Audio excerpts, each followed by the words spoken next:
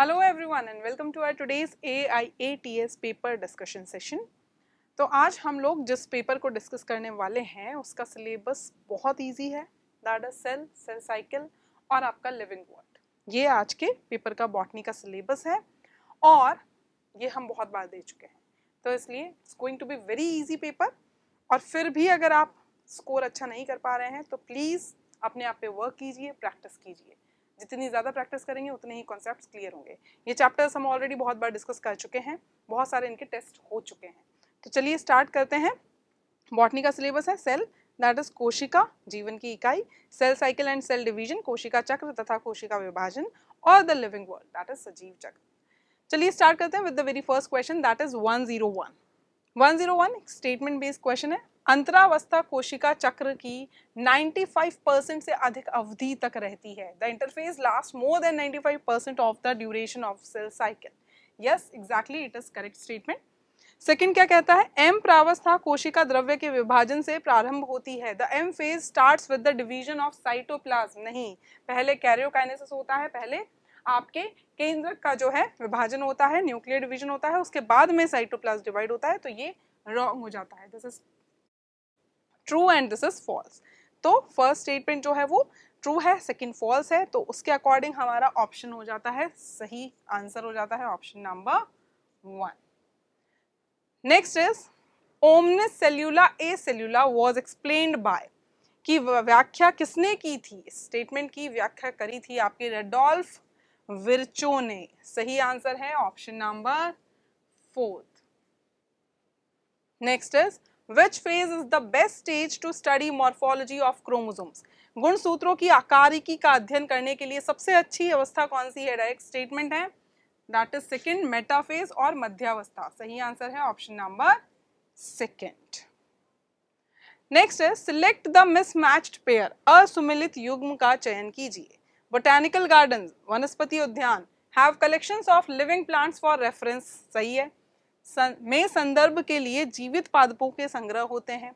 Museum have collection of only preserve plant specimens for study and reference. में अध्ययन तथा संदर्भ के लिए केवल परिरक्षित पादप नमूनों का संग्रह होता है। केवल नहीं लगाना चाहिए था, तो ये गलत हो जाता है, मिसमैच पेयर हो जाता है, और यही हमारा सही आंसर भी है ऑप्शन नंबर 2।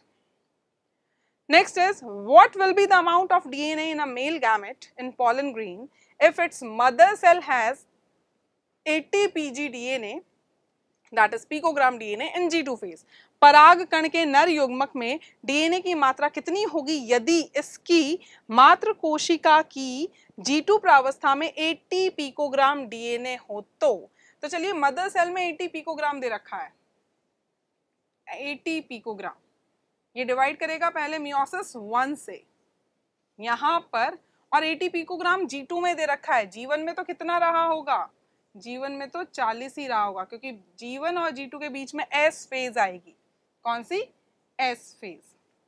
ठीक है, तो यहाँ आधा आधा डिवाइड हो जाएगा, 40 और 40। ठीक है, फिर ये दोनों आगे जाएंगी कौन से डिवीजन में? मियोसिस सेकंड में। 4 सेल बनेंगी, 4 कोशिकाएं। इंटरकाइनेसिस में कोई डीएनए रेप्लिकेशन नहीं होगा, तो 20-20 मिलेगा। तो सही आंसर क्या हो जाता है? एक पॉलन ग्रेन के मेल गैमेट में कितने पिकोग्राम डीएनए होगा? 20 पिकोग्राम। तो सही आंसर हमारा क्या हो जाता है? Option number 2। नेक्स्ट है, in which of the following organisms growth and reproduction are exclusive events? दो अलग अलग इवेंट्स हैं, ग्रोथ और रिप्रोडक्शन। निम्नलिखित में से किस जीव में वृद्धि और प्रजनन अनन्य घटनाएं हैं? दो अलग अलग घटनाएं हैं, वो होता है आपके हायर प्लांट्स और एनिमल्स में, उच्चतर पादप और जंतु में। वहां जो है आपका वृद्धि अलग होगी और प्रजनन अलग होगा, लेकिन जो एक कोशिकीय जीव होते हैं, यूनिसेलुलर ऑर्गेनिजम्स, उनमें ये दोनों घटनाएं जो होती हैं वो एक ही होती हैं। जब जब सेल डिवाइड करेगा, जब जब कोशिका विभाजित होगी, तब तब नए 2 सेल बनाएंगी, नए कोशिकाएं बनाएंगी, और 2 नए सेल मतलब 2 नए ऑर्गेनिजम्स, तो दोनों एक ही बात हो जाएगी। तो यहाँ सही आंसर हो जाता है हमारा option number 4। Next is match the items given in column 1 with those in column 2 and select the correct option with respect to different shapes of cells. कोशिकाओं की विभिन्न आकृतियों के संदर्भ में कॉलम 1 में दिए गए पदों का मिलान कॉलम 2 में दिए गए पदों से कीजिए और सही विकल्प का चयन कीजिए। रेड ब्लड सेल्स की बात करते हैं हम, लाल रक्त कोशिकाओं की बात करते हैं। क्या शेप होता है इनकी, क्या आकार होता है इनका? इनका आकार होता है राउंड एंड बायकॉन्केव, गोल और उभयावतल। तो यहाँ पर सही मैच हो जाएगा थर्ड। ठीक है, आगे बढ़ते हैं। नर्व सेल कैसा होता है भाई? Nerve cell branched and long, शाखित और लंबी होती है तंत्रिका कोशिका। फोर्थ, ट्रैकेड जो आपके जाइलम का एक सेल है, वाहिनिका, और इसका शेप जो है वो कैसा होगा? इलोंगेटेड होगा। और आपकी श्वेत रक्त कोशिकाएं, व्हाइट ब्लड सेल्स जो है वो किस शेप की होंगी? वो होंगी अमीबॉइड, दीर्घी, ये होंगी अमीबीय। तो सही है सेकंड। तो 3 4 1 2 सही सीक्वेंस है। 3 4 1 2 जो सेकंड ऑप्शन में दिया हुआ है, और इसलिए हमारा आंसर हो जाएगा ऑप्शन नंबर सेकंड। नेक्स्ट है select the correct feature for anaphase stage of a haploid cell. एक अगुणित कोशिका के पश्चावस्था चरण के लिए सही विशेषता का चयन कीजिए। हैप्लॉइड सेल के एनाफेज स्टेज, हैप्लॉइड सेल का एनाफेज स्टेज कब आएगा? मतलब ये सेकंड की बात कर रहे हैं, एनाफेज सेकंड की, क्योंकि हैप्लॉइड सेल है तो मियोसिस 1 मतलब हो चुका है, अब वो मियोसिस 2 में चल रहा है और मियोसिस 2 में ही उसकी एनाफेज आएगी, तो एनाफेज सेकंड की बात कर रहे हैं। चलिए कोई सही कथन आपको चूज करना है एनाफेज सेकंड के लिए। Chromosomes move to spindle equator, गुणसूत्र तर्कु मध्य रेखा पर चले जाते हैं। बिल्कुल नहीं। दूसरा, होमोलोगस क्रोमोसोम सेपरेट, ये तो एनाफेज 1 में होता है कि समजात गुणसूत्र पृथक हो जाते हैं। नहीं। Centromeres split and chromatid separate, गुणसूत्र बिंदु विखंडित होते हैं और क्रोमेटिड्स पृथक हो जाते हैं। बिल्कुल सही है, जैसा कि आपके किस में होता है? माइटोसिस में होता है, तो वैसा ही आपके एनाफेज सेकंड में भी होगा। तो सही आंसर है option number 3। Which of the following is correct for prokaryotic ribosomes? Prokaryotic ribosome के लिए निम्नलिखित में से कौन सा कथन सही है? मेड ऑफ 2 सब यूनिट 60s एंड 40s, बिल्कुल गलत है। 2 उप इकाइयों अर्थात 60s और 40s से बने होते हैं, वो यूकैरियोटिक वाले होते हैं। They are about 15 nanometre by 20 nanometre in size, इनका आकार लगभग 15 नैनोमीटर से 20 नैनोमीटर होता है। दे रखा है आपकी एनसीईआरटी में एक लाइन जिसे हम अभी तक इग्नोर करते हुए आ रहे हैं, लेकिन अब नहीं करेंगे क्योंकि यहाँ पर क्वेश्चन बन सकता है। They are single membrane bound structure, क्या ये एकल झिल्लीबद्ध संरचनाएं होती हैं राइबोसोम? बिल्कुल नहीं। बाकी ऑप्शंस को भी देख लेते हैं, अगर आपको ये ऑप्शन याद ना हो, आपने एनसीईआरटी ध्यान से ना पढ़ी हो तो उनके लिए। The ribosomes of a polysome translate the mRNA into DNA, बिल्कुल नहीं। एमआरएनए से प्रोटीन बनते हैं भाई, डीएनए कहां से बनने लग गया? ये एक पॉलीसोम के राइबोसोम एमआरएनए का डीएनए में अनुवादन करते हैं, नहीं। तो सही आंसर हो जाता है, अगर आप एलिमिनेशन मेथड से भी करेंगे तब भी सेकंड, अगर आपने ये लाइन ध्यान से नहीं पढ़ी है तो। Which of the following structures of chromosomes provide attachment site to spindle fibers during cell division? गुणसूत्रों की निम्नलिखित में से कौन सी संरचना कोशिका विभाजन के दौरान तर्कु तंतुओं को जुड़ाव स्थल प्रदान करती है? वो होती है हमारी काइनेटोकोर, वो होती है हमारी काइनेटोकोर्स, जिन्हें हम बोलते हैं। तो सही आंसर हमारा हो जाता है ऑप्शन नंबर 3rd। नेक्स्ट है, which of the following options gives the correct sequence of events during prophase 1 of meiosis? निम्नलिखित में से कौन सा विकल्प अर्धसूत्री विभाजन की पूर्वावस्था 1 के दौरान होने वाली घटनाओं का सही क्रम दर्शाता है? लेप्टोटीन के बाद पेकाइटिन नहीं आती है, तनुपट के बाद में स्थूलपट नहीं आती है, पेकाइटिन तो सबसे पहले आती ही नहीं है, स्थूलपट नहीं आती है, जाइगोटीन भी सबसे पहले नहीं आती, सबसे पहले आएगी लेप्टोटीन दैट इज तनुपट, उसके बाद में जाइगोटीन, फिर पेकाइटिन, फिर डिप्लोटीन और फाइनली डाइकाइनेसिस। सही आंसर हो जाता है option number 4th। Match list 1 with list 2 and choose the correct option. सूची 1 का मिलान सूची 2 से कीजिए और सही विकल्प का चयन कीजिए। गोल्जी बॉडीज, गोल्जी का है, क्या होता है इन तीनों में से? Important site of formation of glycoproteins and glycolipids, glycoprotein और ग्लाइकोलिपिड के निर्माण का महत्वपूर्ण स्थल है, बिल्कुल सही है, तो यही इसका करेक्ट मैच है।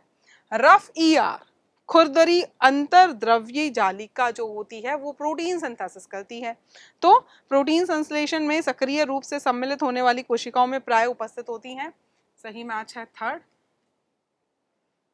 और एसईआर का फंक्शन होता है सिंथेसिस ऑफ लिपिड्स, लिपिड का संश्लेषण।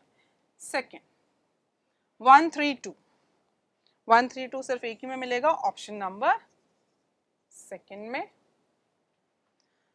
Read following statements and select the incorrect ones with respect to plasma membrane.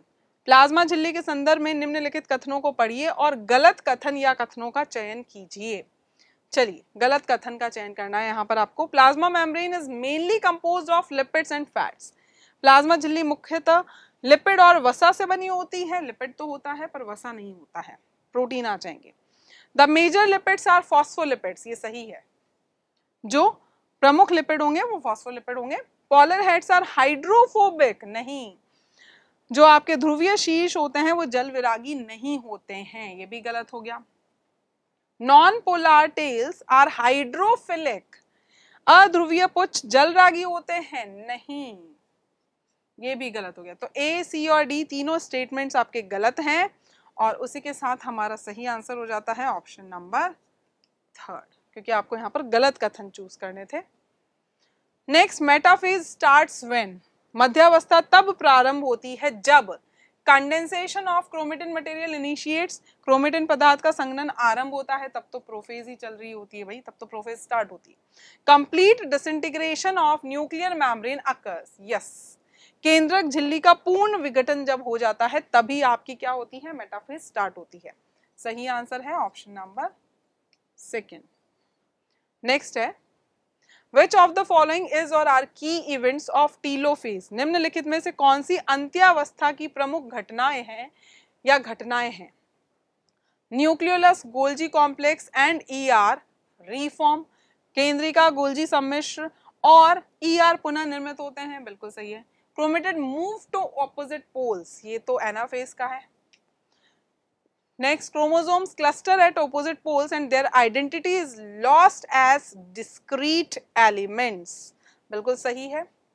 गुणसूत्र विपरीत ध्रुवों पर एकत्र हो जाते हैं और असतत तत्वों के रूप में इनकी पहचान खो जाती है। Nuclear envelope develops around the chromosome clusters at each pole forming two daughter nuclei. प्रत्येक ध्रुव पर गुणसूत्र समूह के चारों ओर केंद्रक आवरण विकसित होकर दो पुत्री केंद्रक बनाते हैं। ए, सी और डी ये तीनों टीलोफेज में होते हैं, ये तीनों आपके अंत्यावस्था में होते हैं, तो यहाँ पर सही आंसर हो जाएगा ऑप्शन नंबर थर्ड। नेक्स्ट है, which of the following is not a function of bacterial cell wall?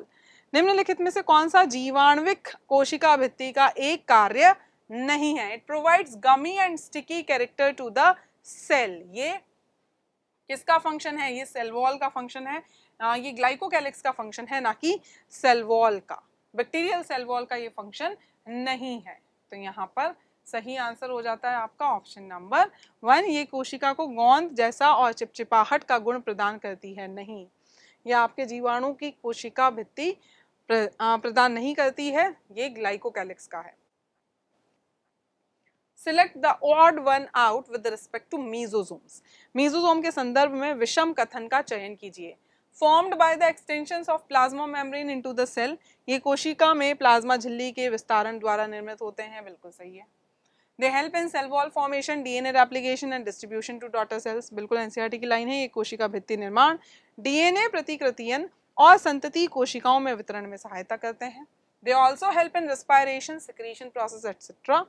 ये श्वसन, स्त्रवण प्रक्रिया आदि में भी सहायता करते हैं।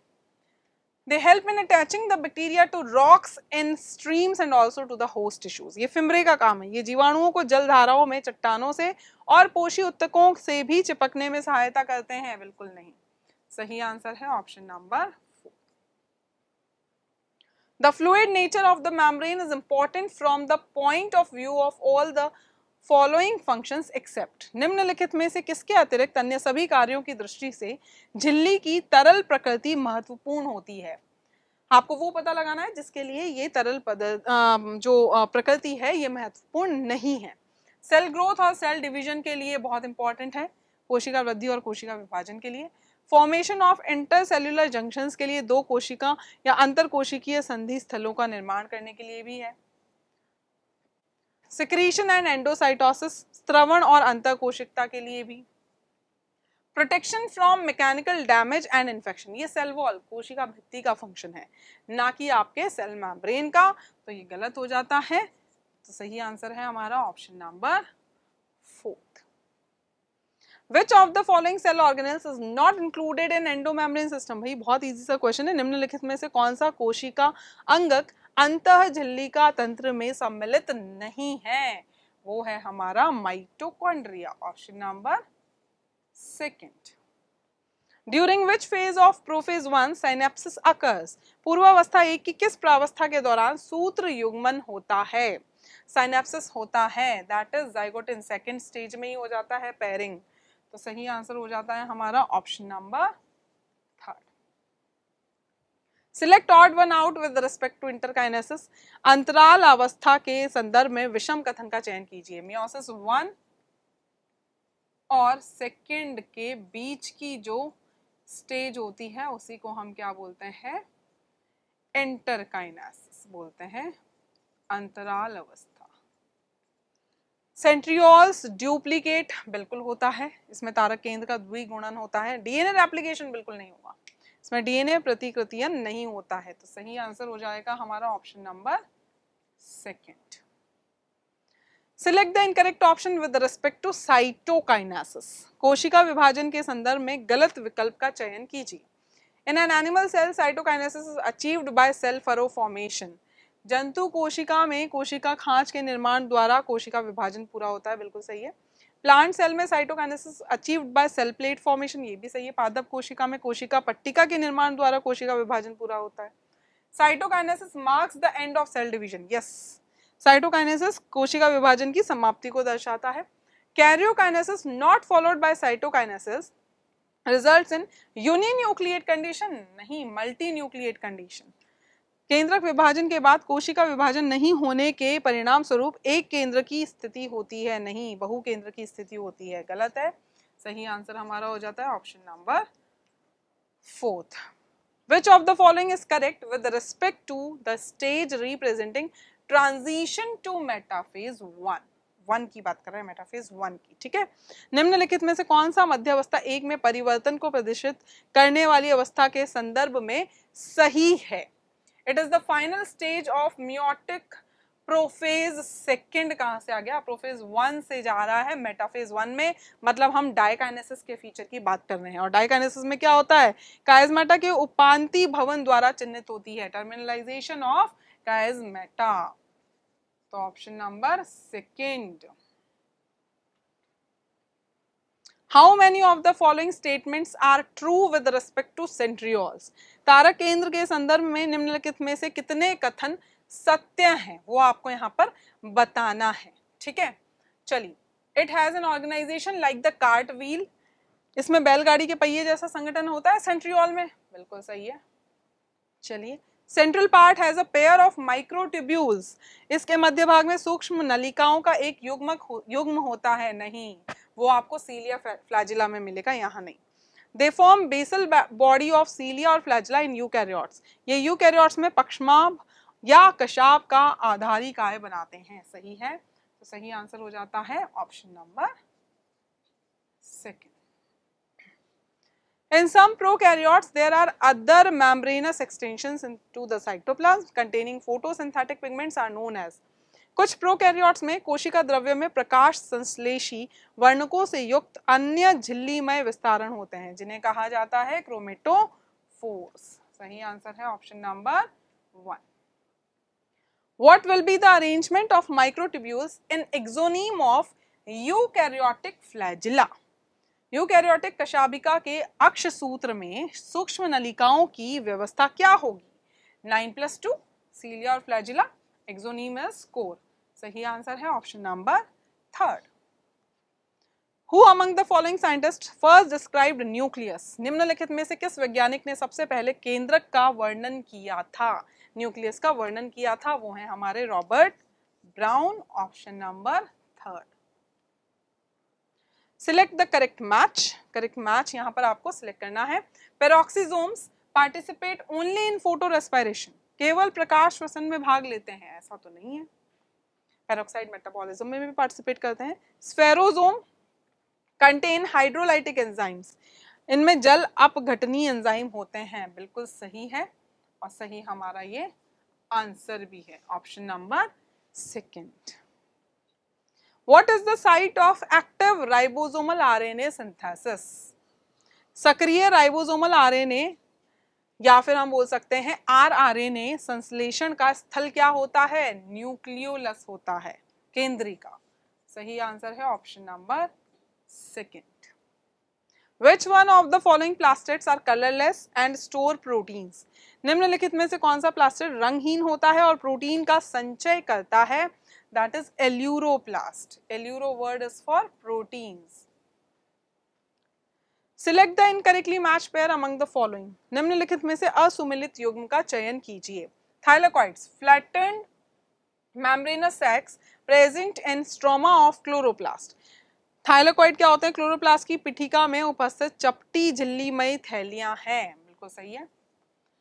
Grana, thylakoids arrange in stacks, grana क्या है? ढेर के रूप में व्यवस्थित थाइलाकोइड है, बिल्कुल सही है। Stroma lamellae, flat membranous tubules connecting different grana, पिठिका पटलिका क्या है? विभिन्न ग्रेना को जोड़ने वाली चपटी झिल्लीमय नलिकाएं हैं, सही है। Stroma, space enclosed by the membrane of the thylakoid, उसको हम ल्यूमेन बोलेंगे, ना कि स्ट्रोमा। स्ट्रोमा क्लोरोप्लास्ट के अंदर वाला पार्ट है, ये गलत हो जाता है, तो यहाँ सही आंसर हमारा हो जाता है option number 4। How many SAT chromosomes are present in human diploid cell? मानव द्विगुणित कोशिका में कितने SAT गुणसूत्र उपस्थित होते हैं? पेयर्स में दे रखा है, जोड़े, अगर नंबर में पूछते तो 10 होता, यहाँ पर 5 जोड़े मतलब 5 पेयर्स यहाँ पर हम बोल सकते हैं, तो सही आंसर हमारा हो जाएगा option number 3rd। Loose and indistinct network of nucleoprotein fibers of an interphase nucleus is known as। एक अंतरावस्था केंद्रक के न्यूक्लियोप्रोटीन तंतुओं के शिथिल और अस्पष्ट नेटवर्क को कहा जाता है? क्रोमेटिन कहा जाता है। सही आंसर है option number 4। Read the following statements and select the correct option। निम्नलिखित कथनों को पढ़िए और सही विकल्प का चयन कीजिए। कथन ए क्या बोलता है? Lysosomes are rich in almost all types of hydrolytic enzymes. Lysosome लगभग सभी प्रकार के जल अपघटनीय एंजाइमों से समृद्ध होते हैं, सही है। Hydrolytic enzymes are optimally active at the acidic pH, ये भी सही है। जल अपघटनीय एंजाइम अम्लीय पीएच पर इष्टतम रूप से सक्रिय होते हैं, तो दोनों स्टेटमेंट सही हो जाते हैं यहाँ पर, और हमारा सही आंसर हो जाता है option number 3rd। Metacentric chromosomes during mitotic anaphase appear as। समसूत्रणीय पश्चावस्था के दौरान मध्य केंद्रीय गुणसूत्र किस आकृति के रूप में दिखाई देते हैं? तो यहाँ पर आकृति हो जाएगी VLJI होती है, तो सही आंसर है option number 2nd। Select the incorrect match with respect to taxonomic category of wheat। गेहूं के वर्गीकरण संवर्ग के संदर्भ में गलत मिलान का चयन कीजिए। ऑर्डर पोएल्स होता है, गण जो है वो इनका पोएल्स होता है, सही है। फैमिली इनकी पोएशी होती है, कुल पोएशी। क्लास इनकी मोनोकोटाइलिडनी, यस मोनोकॉट होते हैं ये। किंगडम इनका एंजियोस्पर्म होता है, किंगडम तो इनका प्लांटे हैं, एंजियोस्पर्म तो डिवीजन हो गया इनका, तो ये गलत हो जाता है। सही आंसर हमारा हो जाता है option number 4। The chromosome which has a terminal centromere is called। जिस गुणसूत्र में अंतिम सिरे पर गुणसूत्र बिंदु होता है उसे क्या कहा जाता है? उसे कहा जाता है टीलोसेंट्री या अंत केंद्री। Match the items given in column 1 with those in column 2 and select the correct option। column 1 में दिए गए पदों का मिलान column 2 में दिए गए पदों से कीजिए और सही विकल्प का चयन कीजिए। सबसे पहले है वनस्पति जात, फ्लोरा। फ्लोरा की अगर हम बात करें तो contains the actual account of habitat and distribution of plants of given area। इसमें किसी विशेष क्षेत्र के पादपों के वासस्थान और वितरण का वास्तविक वर्णन होता है, तो सही मैच है 4th। नेक्स्ट हो जाता है मैनुअल्स। मैनुअल्स की बात करें, useful in providing information for identification of names of species found in an area, या किसी क्षेत्र में पाए जाने वाली प्रजातियों के नामों की पहचान के लिए सूचनाएं प्रदान करने में उपयोगी है। फर्स्ट। मोनोग्राफ की अगर हम बात करें तो monograph contain information on any one tax on, इनमें किसी एक वर्ग के बारे में सूचनाएं होती हैं। सेकंड। और कीज की अगर हम बात करें, are generally analytical in nature, ये सामान्यतः विश्लेषणात्मक प्रकृति के होते हैं। थर्ड। ठीक है, तो 4 1 2 3 इज द करेक्ट सीक्वेंस। 4 1 2 3 यहाँ पर सेकंड में है, तो सही आंसर हमारा हो जाता है option number second. Next is which stage of meiosis requires enzyme recombinase. अर्धसूत्री विभाजन की किस अवस्था में रिकॉम्बिनेज एंजाइम की आवश्यकता होगी? चलिए बताइए। पैकाइटिन में होगी, क्योंकि ये थर्ड है, और यहीं पर क्या होता है? रिकॉम्बिनेशन और क्रॉसिंग ओवर लेप्टोटीन और जाइगोटीन के बाद में, मतलब स्थूलपट। सही आंसर हो जाता है option number 1। Determine the number of bivalents formed in a cell at its zygotene stage if it has 28 chromosomes in its G2 phase. किसी कोशिका की G2 प्रावस्था में 28 गुणसूत्र होने पर इसकी युग्मपट अवस्था में निर्मित युगलियों की संख्या निर्धारित कीजिए। भाई जोड़ों में आएंगे, यहाँ पर हम यहाँ पर बात कर रहे हैं बाइवेलेंट्स की, मतलब एक जोड़े में 2 क्रोमोसोम। तो टोटल क्रोमोसोम कितने थे G2 में? G2 में कितने भी हों, प्रोफेज की हैं ये सारी स्टेजेस, तो यहाँ पर जोड़े बन जाएंगे और जोड़े हाफ हो जाएंगे। 28 डिवाइडेड बाई 2 दैट इज 14। तो सही आंसर हो जाता है option number 3। Select the correct one और ones with respect to S phase. S प्रावस्था के संदर्भ में सही कथन या कथनों का चयन कीजिए।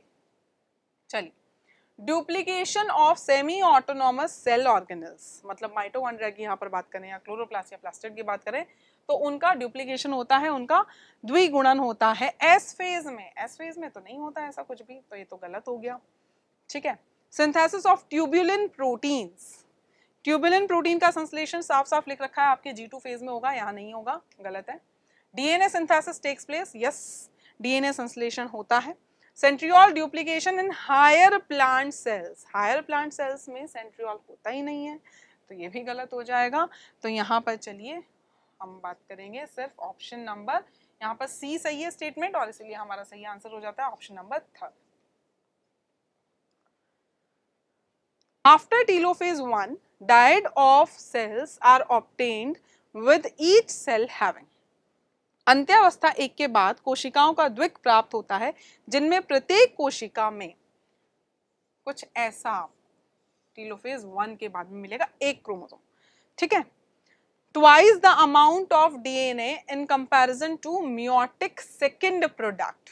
भाई यहाँ पर आपका ये G1 वाला सेल है, यहाँ 20 PG हमने रख दिया, ये G1 है, फिर एस फेज आई बीच में, डीएनए का डुप्लीकेशन हुआ, यहाँ 40 PG हो गया, कहाँ? G2। इसके बाद में मियोसिस 1 हुआ, 2 सेल बनी जिसमें आधा आधा हो गया 20-20। फिर इन 2 सेल में मियोसिस सेकेंड हुआ। ठीक है, अर्धसूत्री विभाजन सेकेंड, 4 सेल बनेंगी टोटल, 10-10 PGDNA यहाँ पर आएगा। अब आपको बोला जा रहा है कि टीलोफेज 1 के बाद में मियोसिस 1 हो चुका है, उसकी लास्ट क्या थी? टीलोफेज 1, मतलब अंत्यावस्था 1। उसके बाद में जो आपको यहाँ डीएनए का अमाउंट मिला, twice the amount of DNA in comparison to meiosis second product, इनका जस्ट डबल है। अर्धसूत्रणी सेकेंड उत्पादों की तुलना में ये हैं अर्धसूत्रणी सेकेंड के उत्पाद, मतलब प्रोडक्ट। डीएनए की दुगुनी मात्रा होती है यहाँ पर टीलोफेज 1 के बाद जो आपको मिले। बिल्कुल सही है, तो हमारा सही आंसर भी यही है। ठीक है। Next is observe the following figures and select the correct option with respect to type of chromosomes on the basis of centromere position. निम्नलिखित चित्रों का अवलोकन कीजिए और गुणसूत्र बिंदु की स्थिति के आधार पर गुणसूत्रों के प्रकार के संदर्भ में सही विकल्प का चयन कीजिए। ए और बी। अगर एक ही हम बात करें तो देखिए एक थोड़ी सी लंबी है और एक छोटी है, तो ये तो हो जाएगा हमारा सब मेटासेंट्रिक, जिसे आप उपमध्य केंद्री भी बोलते हैं, ठीक है।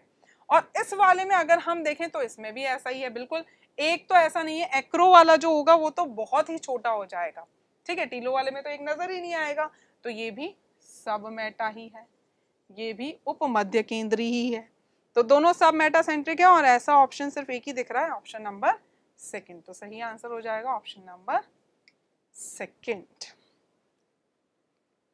Next, which of the following is incorrect with respect to nucleus?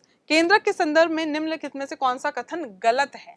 Perinuclear space is seen between two membranes of the nuclear envelope. केंद्रक आवरण की दो झिल्लियों के बीच परिकेंद्र की अवकाश पाया जाता है, सही है, आपको गलत कथन चूज करना है। The outer nuclear membrane usually remains continuous with ER। बाह्य केंद्रक झिल्ली सामान्यतः अंतर्द्रव्य जालिका के साथ सतत बनी रहती है, सही है। Nuclear pores allow exchange of RNA and proteins only in one direction, नहीं। केंद्रक छिद्रों से होकर केवल एक दिशा में RNA और प्रोटीन अणुओं का विनिमय संभव होता है, नहीं। तो सही आंसर है option number third. Match list 1 with list 2 and select the correct option. सूची 1 का मिलान सूची 2 से कीजिए और सही विकल्प का चयन कीजिए।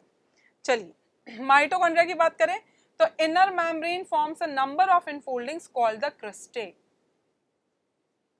जो इसकी आंतरिक झिल्ली होती है उसमें क्रिस्टी नामक अनेक अंतर्वर्लनों का निर्माण होता है, बिल्कुल सही है। प्लास्टिड की बात करते हैं तो प्लास्टिड में क्या होता है? Found in all plant cells and in euglenoids. यह सभी पादप कोशिकाओं और यूग्लिनॉइड्स में पाया जाता है। नेक्स्ट, साइटोस्केलेटन की बात करते हैं तो function as mechanical support, motility and maintenance of cell shape.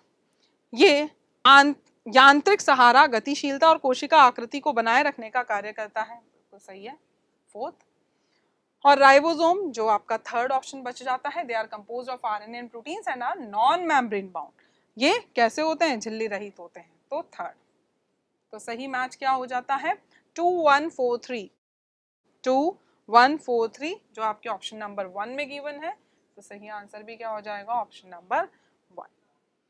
Next है membrane bound space found in the cytoplasm containing water, SAP, excretory product and other materials not useful for the cell refers to, बहुत easy सा है।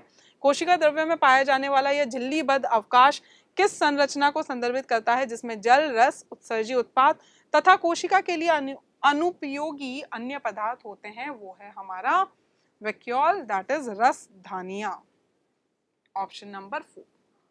Statement A, M phase is the most dramatic period of the cell cycle. जो M phase होता है वो most dramatic है, कोशिका चक्र की सबसे नाटकीय अवधि है, बिल्कुल सही है। Statement B, prophase is the final stage of interphase, नहीं, ये तो गलत है। पूर्वावस्था अंतरावस्था की पहली अवस्था है ही नहीं, यह अवस्था ही नहीं है उसकी, ठीक है। तो सिर्फ ए स्टेटमेंट करेक्ट है और इसीलिए हमारा ऑप्शन नंबर 1 जो है यहाँ पर करेक्ट हो जाता है। Determine the number of chromatids having 12 bivalents in its zygotine stage. युग्मपट अवस्था में 12 युगलियां होने पर क्रोमेटिड की संख्या निर्धारित कीजिए। एक बाइवेलेंट में 2 क्रोमोसोम है, मतलब 4 क्रोमेटिड है, तो यहां पर 12 ऐसे जोड़े हैं, तो 12 into 4 करेंगे, 12 जोड़े मतलब हर में 2-2 क्रोमोसोम, ठीक है। तो टोटल क्रोमोसोम तो कितने हो गए? 12 into 2 24, 24 क्रोमोसोम और हर क्रोमोसोम में 2 क्रोमेटिड, मतलब into 2 तो 48 हो गए। तो यहाँ पर सही आंसर हो जाएगा option number 3rd। Which of the following is not a significance of meiosis? निम्नलिखित में से कौन सा अर्धसूत्री विभाजन का महत्व नहीं है? Conservation of specific chromosome number of each species across generation, ये तो है। पीढ़ियों में प्रत्येक प्रजाति के विशिष्ट गुणसूत्र संख्या का संरक्षण करना। डिक्रीजेस जेनेटिक वेरिएबिलिटी, आनुवंशिक परिवर्तनशीलता को कम नहीं करता है, बढ़ाता है। ये रॉ मटेरियल प्रोवाइड करता है एवोल्यूशन के लिए। तो सही आंसर हो जाएगा option number second. Last question है, select incorrect match with respect to cell wall composition. कोशिका भित्ति संरचना के संदर्भ में गलत मिलान का चयन कीजिए। गलत, इनकरेक्ट, ठीक है। एल्गी सेलुलोज, गैलेक्टन्स, मैनन्स और मिनरल्स की बनी होती है एल्गी की सेल वॉल। शैवाल की जो सेल वॉल होती है इन चारों की बनी होती है। फंजाई कैल्शियम कार्बोनेट, नहीं, फंजाई की काइटिन की बनी होती है, कैल्शियम कार्बोनेट की नहीं बनी होती है कवक की कोशिका भित्ति। सही आंसर है option number second. So guys ये था बहुत ही इजी सा कंप्लीटली एनसीईआरटी बेस्ड और बहुत ही मतलब आसान सा जो है टेस्ट पेपर डिस्कशन था AITS का। वो आप देख सकते हैं कि आप कितने अच्छे से एनसीईआरटी पढ़ रहे हैं। डायरेक्ट एनसीईआरटी के पॉइंट्स हैं, स्टेटमेंट हैं। तो चलिए मिलते हैं ऐसे ही एक और नेक्स्ट पेपर डिस्कशन सेशन में। तब तक के लिए stay safe and keep learning. Thank you.